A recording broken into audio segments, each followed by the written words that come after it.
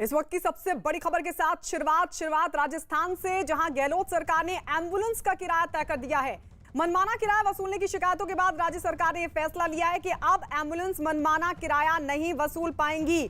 तो ये फैसला सरकार की तरफ से लिया गया है। एम्बुलेंस का किराया अब तय कर दिया गया, यानी उसी किराए में आपको ले जाना होगा, लाना होगा। अब मनमानी एम्बुलेंस की नहीं चलेगी। भवानी हमारे सहयोगी जुड़ गए हैं ज्यादा जानकारी के साथ। भवानी, क्या जानकारी मिल पा रही है? देखिए, आप अभी कोविड टाइम के अंदर जिस तरीके से एम्बुलेंस के किराए को लेकर मनमानी हो रही है, उसको लेकर किराया तय किया गया, लेकिन ये डिस्ट्रिक्ट लेवल पर तय किया जा रहा है। जयपुर डिस्ट्रिक्ट एडमिनिस्ट्रेशन ने किराए की पूरी एक लिस्ट तय की है कि अगर 10 किलोमीटर के दायरे के अंदर ले जा रहे हैं तो 500 रुपए से ज्यादा नहीं वसूल पाएंगे, और उसके बाद में पर किलोमीटर 12.5 रुपए तय कर दिए गए हैं। बड़े वाहन है उनके लिए 17.5 तय कर दिए गए हैं।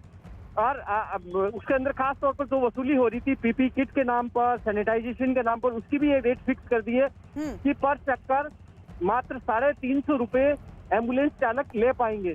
तकरीबन शिकायत लगातार ये आ रही थी कि 2 से 5-5 हजार, 10-10 हजार रुपए एम्बुलेंस किराए की वसूल रही थी। लोग काफी परेशान थे। उस शिकायत को देखते हुए ये फैसला लिया। जी, शुक्रिया भवानी, ये तमाम जानकारी देने के लिए। तो जिस तरीके के इस वक्त हालात हैं, मनमाना किराया वसूला जा रहा था, लेकिन अब सरकार की तरफ से एम्बुलेंस का किराया तय कर दिया गया है।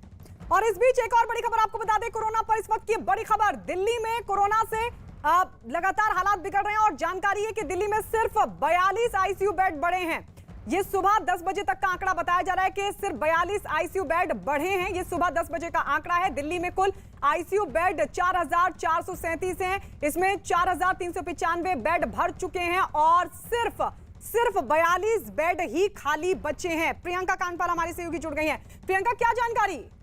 ये बिल्कुल दिल्ली सरकार की अपनी ऐप से ली गई जानकारी है, जिसमें साफ तौर पर पता चल रहा है कि आईसीयू बेड जो है दिल्ली में केवल 42 रह गए हैं।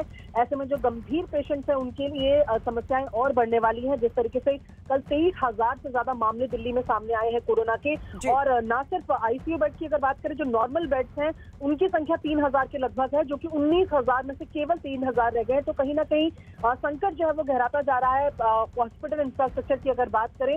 हालांकि कल अरविंद केजरीवाल ने पेशी करके ये बात कही थी कि अगले 5 से 6 दिनों में जो लॉकडाउन लगाया गया है तो उसमें कोशिशें रहेंगी कि लोगों के लिए बेड्स की सुविधाओं को बढ़ाया जाए। लेकिन आज और इस वक्त की अगर बात करें तो केवल 42 आईसीयू बेड की दिल्ली सरकार की वेबसाइट में दिखा रहे हैं कि सिर्फ यही बेड्स अभी उपलब्ध है। शुक्रिया प्रियंका, ये तमाम जानकारी हमें देने के लिए। बेहद गंभीर हालात दिल्ली में दिखाते हुए कि किस तरीके से सिर्फ आईसीयू बेड की तादाद इस वक्त 42 है, सिर्फ 42